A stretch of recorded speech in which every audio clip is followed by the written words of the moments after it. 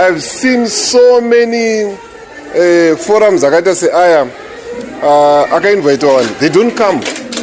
Pane patakatomboshedzwa neimwe yainzi Black and Bag vati tiri kubhadharisa ma20 that hamazadiwa muri sure because maartists even yemahara chaicho havauye zoti kutobhadhara 20. So they tried kunatsoorganize something nice chichichi hapana kauya until vatocancela maona zoti papa it's a miracle kuti titori nenhamba yakaita so munhu anokupopoterai pafacebook akupopota ari musango ende mazuva anokupopota kuri mufashoni ka munhu angotanga kupopota so within a few minutes anenge atone 5,000 views within a very few minutes iwo ukabuda itaure something chine musoro so unenge uine 5 views samai ndowanzoti tikainvita kumaforum akaita seaya ndorekodha like zvatiri kuita panapa izvi ndozopostawo mumagroups because havadi kuyaka sanoka kuti anyway since musina kuya tochibatsirana muchi magroups toposta magroups but uchingoposta so opposition yaunowana because pane vamwe vangogadzira kungopopota ende havadiscusse newe in a way yechidebate yakuti because debate is about what is right then argument is about who is right saka is personal manje kana iri argument mind yekuti ini versus you and they don't discuss like that antotaka nosiko kwataka yo direct angotanga kubata nzeve dzako dzakakurisa yatova kubvutsi dzako dzakazodai shamsoni aizvi nokuti pane mamagroups ndakatomira kuposta ndatoona kuti zvimwe zvacho zvinopesa zvakuti kudraina simba so I don't know kuti topagadzirisa sei papa ende mazano kwawandisa iya inonzi half knowledge iya zvafanira kuti malawyers edu vatitsanangura kuti copyright law inomira so saka iyoyo manje ka knowledge yo it doesn't make you a lawyer mazibata yakubatsira kuti uzive marights ako and everything but you are not a lawyer handiti saka pazonzi pane munhu ari kuenda kukoti nhasi saka parudiwa lawyer vatomira kuti ndiripo bhozi takadzidziswa ningirini saka iyo unongoine half knowledge chakaipira half knowledge ka inogona kubatsira kudiagnose problem but pakuprescribe solution manje haukwanisi and half knowledge ndo yazara manje magitari muzimbabwe I've been in the music industry for 33 years. Right now I'm 51, so ndapina magitari ndine 17. Saka pane mistakes akawanda atakaita isusu and mistakes iwa aigona kugadziriswa but mistakes iwa akatinyudza big time. Saka basically chandorangota ndichongotsanangura some of the mistakes that we made and how they can be solved nekuti dzinofixwa sei. Kuti kazhinji kacho munhu anogadzira contract ari kunyanyozviprotecta iye kutopfuura iwewe eno magitari times kana uri musician unototreatwa worse kupfuura gitari rauri kuridza. Gitari rauri kuridza rinenge ritobatwa bhori chiiswa mukese yakanaka ine mvere ine chichichiwo chinorara wakatsamira speaker ende kakawanda chichirara takatsamira maspeakers nokuti magitari kana paine munhu akatsva zvigunhu ndini manje ndakatsva zvigunhu zviri serious saka ndine pfungwa yekuti handisoda kuita utsinye kuti just because ndakatamba nhamo saka everybody ese anofanira kutamba nhamo saka tienda kubatsirana mai kuti no kuti zvisadaro ngazviitwe like this but ukangoda ngotangwa netaura nemaartist so unotakwa nemabwe. Saka yekutanga mistake yandoda kutaura yakaitika 1991 pane group ratakafoma rainzi the Crocodile Rockers Gang. Saka mugroup umu hatina kunyorana zvinhu pasi futi tangusangana ngatanga band unogona kuimba iwe unoridza gitari echichi bo vatatosanganisa chi band hatinambobvira tabvumirana kuti ndiani angaita zvakati ndiani angaita zvakati. It was verbal, it was not written down. Ndopamba takatovhiringidza zvinhu ipapo. Saka vatanzi kwamutare ndawana contract tichiridza pahotel. Saka inasanamboridza pahotel ndichigara pahotel ndaenda kutozviona takalakisa paswimming pool ndabata kagirazi kewine makuseniseni chichichi takasvika kwamutare pampasina kana pekugara tawo pekurara chepo first date hatitorina tese tiri 6 kwaunongana pamba pemukoma wake tiri 6 ene mukoma wacho anga hama dzimwe dzaari kuchengeta futi saka kuti uchitanga mupopotera manje hapana agreement yamakaita hapana chichichichi zvakutanga kupinda ipapo. First time patakanzi tikunoridza tangonzi ende pastage apa ari kutotsvaga audition yekutotsvaga basa somewhere contract yakutorina takuenda pastage hapana kana song yekuita sei yekuridza kana one yatakapractice tasaka how do we perform tisina kana songs kanzino masongs ako ayaya aweridza kuband rako kuprevious band rangu mine zvanzi ingoridza iwaye ndongoridza chero zvandaimba zvatofamba saka anga akagona kupika zvake vanhu vanogona saka vanangoti akangoridza gitari masongs angu inini handini mainstrumental angu iyongopinda bhendi rese bva rapinda vanhu vatoti vafana wakaipa chichi. But anyway panapa titori nebhendi kudhara njani. Saka to cut the long story short, takazotamba nhamo, ndini ndakazotanga mhaya kuti tironge macontracts mamwe ekunoridza certain places zvinhu zvazvazi ndapari nani. But pane nyaya yangu manje ndepekuti izvo after tafaila maauditions hobo 1992 ndopatakazokwanisa kurekodha. Saka patakanorekodha manje masongs angu aya mainstrumental angu aya ndo akabva angoshandiswa futi, ndo angatori masongs acho iwayo.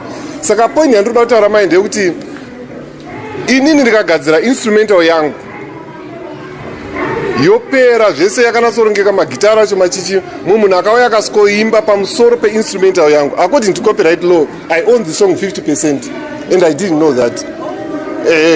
Because ukagadzira instrumental yako ndiri one, hapana munhu aripo, ndogadzira instrumental yangu chichi yopera zvese zvifana zvinoitwa kumareading zvezve. Then munhu anoimba uzongoti instrumental yako yapenga, ndoda kuimba ipapo, obva imba ipapo. Saka akaimba ipapo, since wagadzira instrumental uri wega, you own the song 50% by default, and I didn't know that. Saka it means the album racho rese from song number 1 to 6, technically I owned the album rese 50%, but I didn't know. Saka credit yese yangoenda kuna lead vocalist abata mic. Ona zvinhu zvandakatozoziva later on kuti aizvi saka ndakatovharwa kamari apo. Ona that's mistake number 1. Imwe mistake manje ndiyandakaona ichiitwa mustudio, pane maartist ekuti anouya kustudio aine song ingori nechorus chete but haina mavhesi. Amene kana muchinzwisa nyaya ndikutaura vanonyora macomposers vananyamasvisa nini, yokuti ingori song inongori nechorus chete but hapana mavhesi, but it's incomplete. Saka utanga kuudza munhu kuti nochi song yako ika iri kuda mavhesi. Saka unogona kuita excitement kuti amaizi ndogona kunyora obva tomunyorera chii vhesi. But kana watonyora vhesi kudaro you are one of the composers already. Iwo mai unongosingazivi manje mari yatoendi, mari kana yekuzimura hauna chikamu ipapo. Then mwana anogona kuuya nesong ine mavhesi but haina chorus. The chorus part is the advert yesong, ndo panonakidza kupfuura song yese. Munhu wese anenge amira pachorus, mujara achauya ndo panoimbwa nemunhu wese, ndo panogonekwa nemunhu wese. Saka song yese ikambi complete song isina chorus. Saka iye mfana yanongouya kuti blaza ngaringoroye ningirino ongoenda pamaiki ongoningirino uzomuti but music yako ina machorus kanzi blaza aingoona izvokuita uzi kana watonyora chorus saka watonyora the most important element of the song. Kuti mazaona masongs achitogadzirwa kwatone mutemo wekunzi chorus yakutofanira kuuya before the first 50 seconds.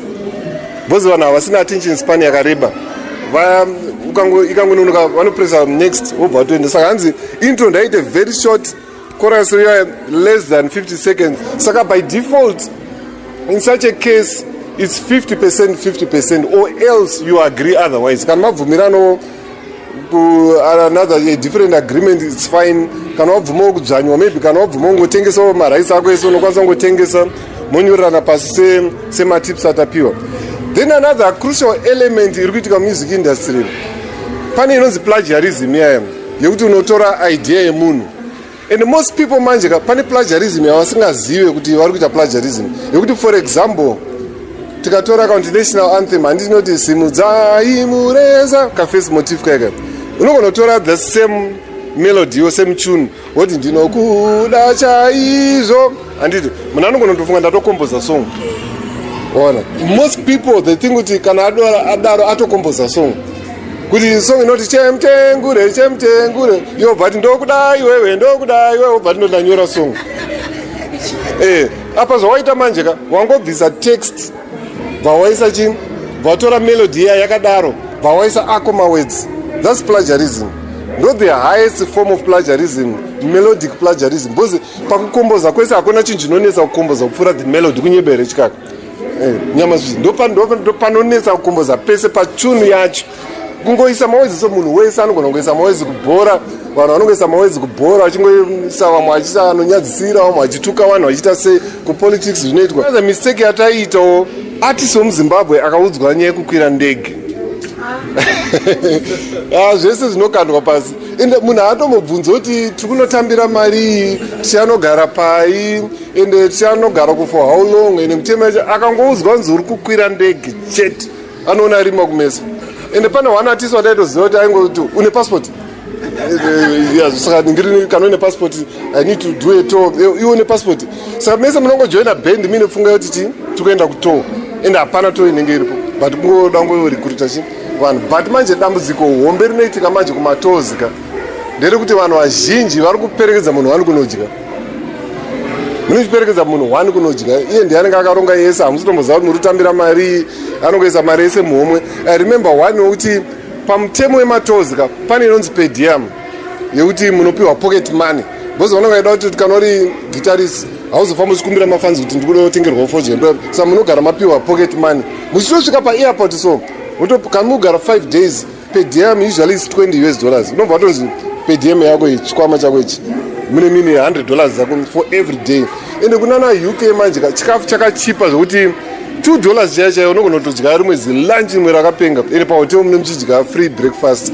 saka unogona kutoisevha mari iyo pari mamabhendi wobva vanoti vakaenda kumatos per diem yacho chaiyo havaipiwe otherwise ndoinotozoita part of pay yako maybe half of it futi saka saka maartist muno manje tine problem yekuti kangonzwa kuti to chete zvatovharana saka pane one akazondibatawo ndati bengenuke zvanzi tikuenda kutour that I know is fine but I need to know kuti ndikunotambira mari I need to know kuti per diem imari I need to know kuti unogara pai tenchirara pai ende tiri kudzoka rini tiri kuita mashows mangani nja kanzi wakanditarisa so uri kuona kunge ndiri tsotsi here ndatino hakuna body structure yematsotsi hakuna face structure yematsotsi yekuti uyu ukamutarisa uyu unozoona kuti uyu imbavha uyu uyu atinganenge hakuna zvakadaro anybody can be embavha in life you don't trust munhu ungomutarisa face nekutarisa CV unovharwa masikati machena then chipedzisa nyamasvisha pane vanhu vandakataura navo here kudya kustudio so vakatondozoti hanzi kusaidi kwedu kumbira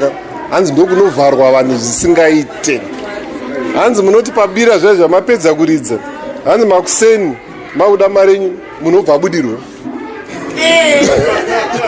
obva asvikirwa just because makuda mari enyu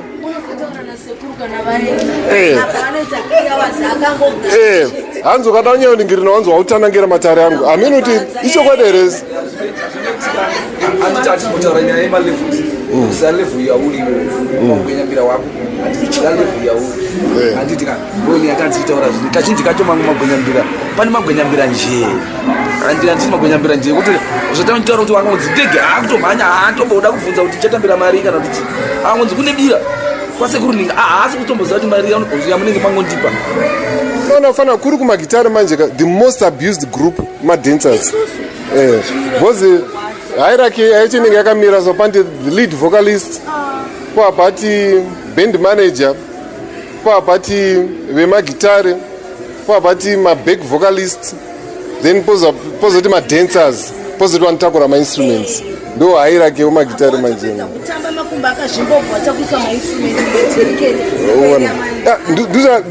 panoda macontracts angaitaurwa nemasista ekuti mufanira kubvumirana kuti kana uri pina bhendi job description yako ndeipi because I remember pane patakamboridza panemwe hotel kwamutare vanga kuti pakauya rori yedoro so hanzi wakomana magitari muri kupi maonotakuriswa ningirini I'm the only one pabhendi rese ataura kuti amaizi chini harisiro basa rangu saka mukuru wehotel akatozodza band leader zvanzi kamufana katsvuku aka kari kuvhiringa bhendi ndakadzingwe bhendi saka band leader ndakazoti no ndachiri mufana long time achi 1919 pandakatsika mazero harisiro basa rangu saka zvinhu zvinofanira kuiswa mucontract futi izvozvo zonyorwa pasi panyaya yekuti I've noticed that it's not only in Zimbabwe but Africa yese mamusicians tine allergy towards macontracts at times ukangomention a contract basa racho watobuda because I remember pane friend yangu angari guitarist was session musician aida kujoin a certain band so iye angajera zvoti kana chinoita session musician anopa vanhu contract ndikuridza masongs mangani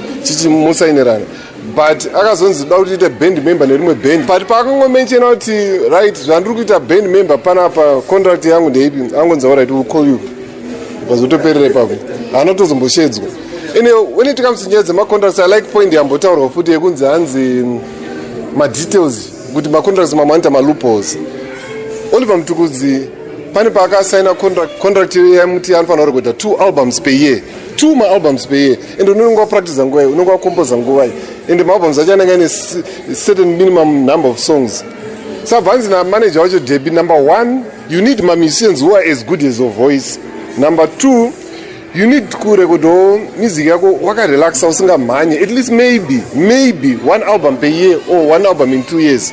Saka what we need to do, ndinda kutsvaga mamissions. Saka Debbie ndiyanga kutsvaga mamissions. What even pandakapinda muband, Debbie ndiyakanditsvaga.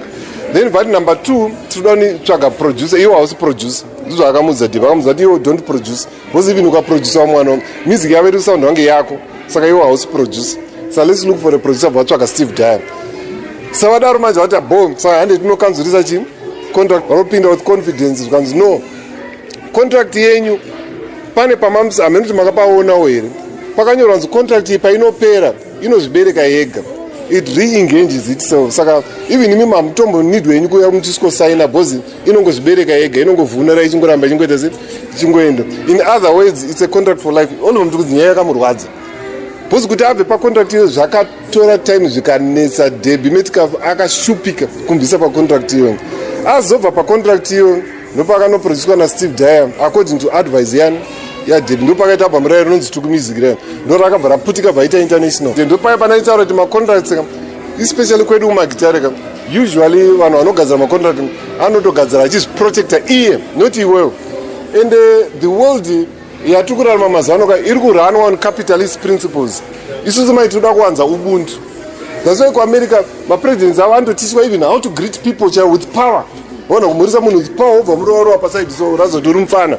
Because that's how the world is being run. Iri kurunwa by assertiveness, confidence. Maisusu maZimbabweans tine kamuka element keke kuti mubvunza munhu kuti zvako zviri kuita mari unzi mudhara haingondiudzemi kuti mamuchirondipa mari. Unoziva kuti first impression yako yatodhakwa. And there's no second chance for yekuita first impression.